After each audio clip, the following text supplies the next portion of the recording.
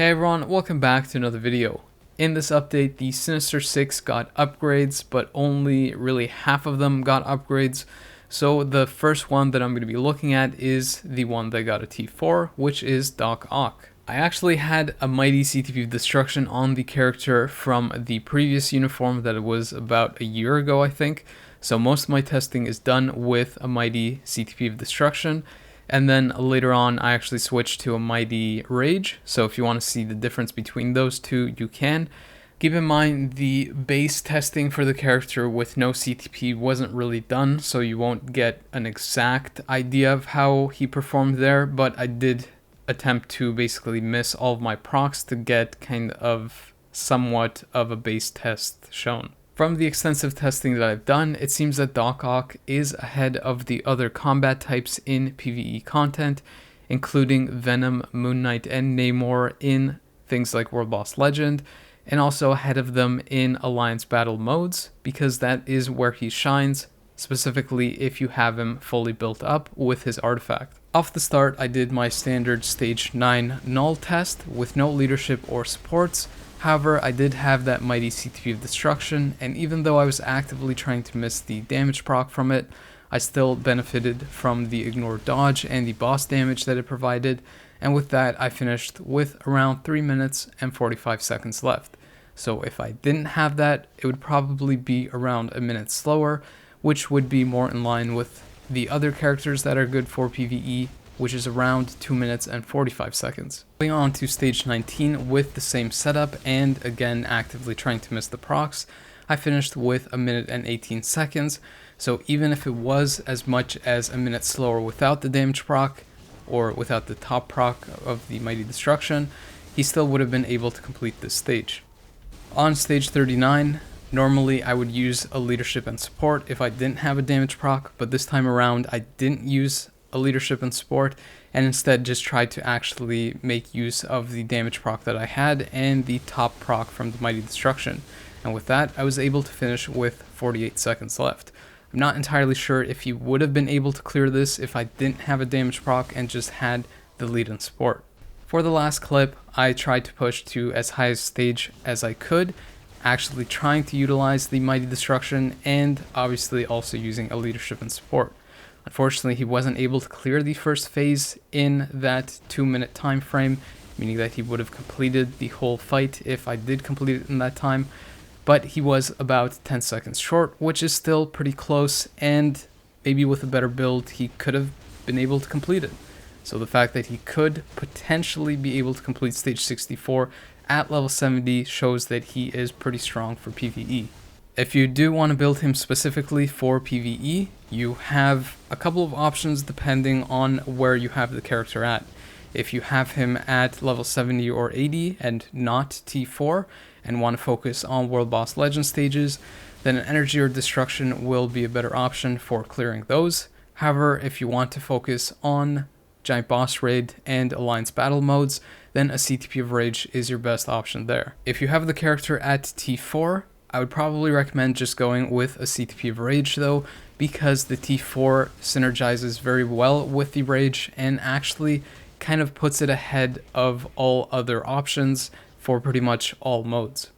As you can see from this clip, with that Mighty Destruction and on the day that he has a type advantage, I was able to complete the first phase in under 60 seconds and then complete the fight entirely with almost 4 minutes left. Once I got the character to level 80, he completed that first phase from before about a minute faster, and then completed the stage entirely with around 2 minutes left. Going to as high a stage of Knull as I could, I pushed to stage 74, and I was able to complete that with around a minute and 15 seconds left with that Mighty Destruction. Even though Doc Ock has a type disadvantage versus Mephisto, I still ended up only using him and no leadership or supports because of that damage proc, and because at level 80 he probably would have blitzed through it too quickly to be able to see the kind of improvement that he gets once I go to T4. So with those conditions, I was able to beat this fight with around 45 seconds left. Similarly versus Gorr, I'm using a similar setup with no leadership and support and just relying on the damage proc. to, in a way, simulate what it would be like if I had no damage proc, but instead was using a leadership and support. Either way, I was able to complete it in almost the same amount of time, just 10 seconds slower at 35 seconds left. I also took him into a stage 49 with the benefit of a leadership and support, and got to the halfway mark with about 2 minutes and 15 seconds left, so it probably would have been really close to tell if he could have been able to clear the stage, but it is a possibility. More than likely, probably would have finished with maybe around 2 to 3 health bars left with time running out, because you have to dodge a lot of other stuff and it kind of slows down in the very final stage. For those wondering how the character does in Alliance Battle Legend, on the Combat Human Day, I was able to score 3.2 million with the Mighty Destruction, and also having to swap out the character to Roar Cancel. With a Rage, he probably would have scored somewhere closer to 4.2 million, and probably even around 5 million with a better rotation and just better play. When you T4 the character, you'll see an absolutely ridiculous animation that makes no sense of Vulture just carrying this husk of a body around in a circular flight pattern. Besides that, he gets a decent 14,000 physical damage increase and a hefty 40,000 HP increase. Because the character's instinct tag is Cruelty, you're likely going to end up either using Venom or Carnage if you have them built up to try to maximize the T4 skill. The T4 skill itself is a little bit strange because it doesn't work exactly how it's stated in the wording. When you activate the skill, it basically resets all of your cooldowns with the exclusion of your Awakening skill, and then pretty much sets them to a 4-second cooldown, but as you start using skills, it seems to kind of lower the active cooldown a little bit quicker. So basically, you would use the T4 skill, it would reset the cooldown, you'd use those skills, and then as you use them, the cooldown kind of goes down a little bit quicker, and you can basically use skills 3, 5, and 4 around 3 times when the T4 skill is active. With that T4 unlocked, I was able to complete stage 74 about a minute and 10 seconds faster than before. Because the T4 skill not only resets the cooldown of his skills 1 through 5, but also lowers the cooldown so you can spam them, and because the character has guaranteed crit in his kit,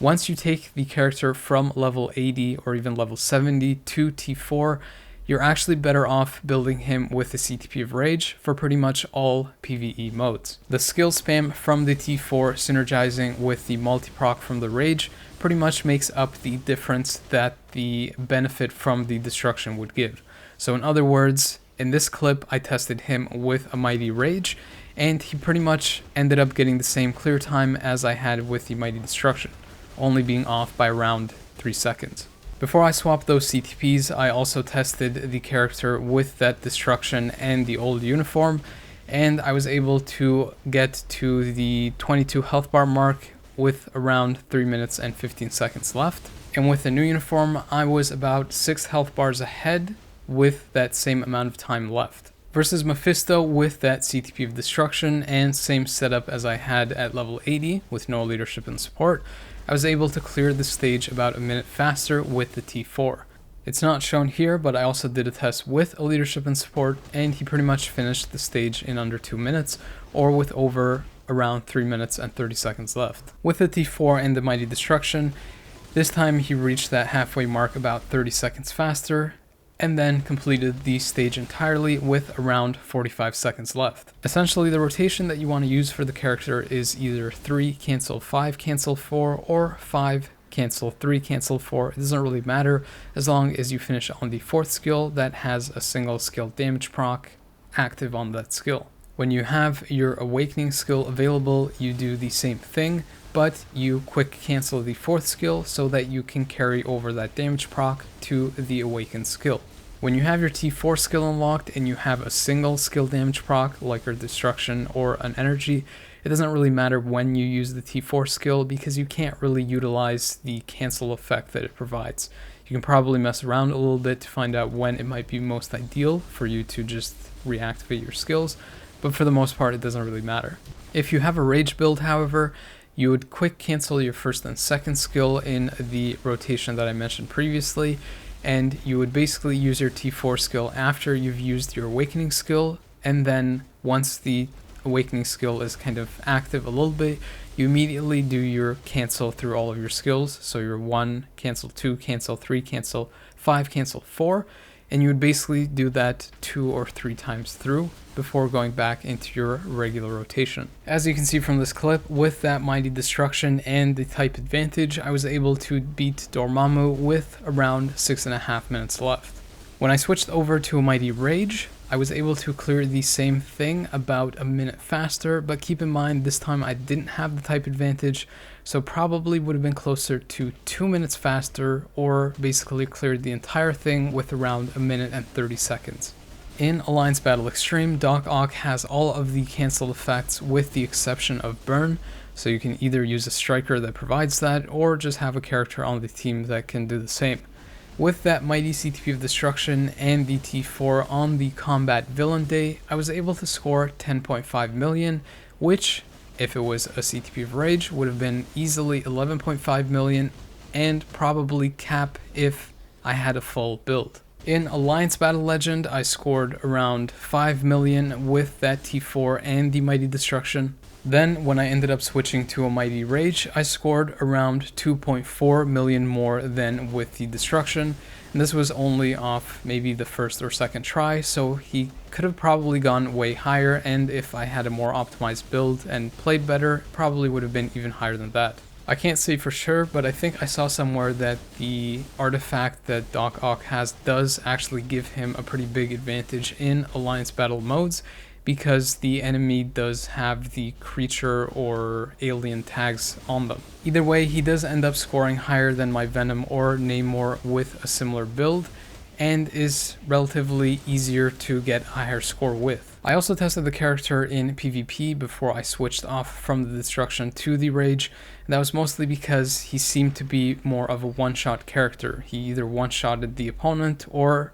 pretty much otherwise died. That said, if you don't care for PvE and want to get more value out of the character for PvP, even though he's not really suited for it, then I believe a CTP of Destruction would likely be your best bet, because you want to have that penetration and that guard break immunity to be able to one-shot the opponent quickly before they can start using their buffs and go into their iframe ignores and things like that. He will be good versus mid-level characters that don't have too much in their kit, because the AI prioritizes the 5th skill, which is a full iframe, and it is pretty long, so the opponent will likely either go in an iframe and then come out of it and get hit, or basically just get hit by it while Doc Ock is protected. Even if he comes out of the 5th skill, he then immediately goes into his 3rd skill, which does provide him with damage immunity, and then often will go into his 4th skill, which provides him with invincible. So alternatively, you could give him an authority or even a regen versus mid-level characters, since he'll be tankier and harder to take down, and he'll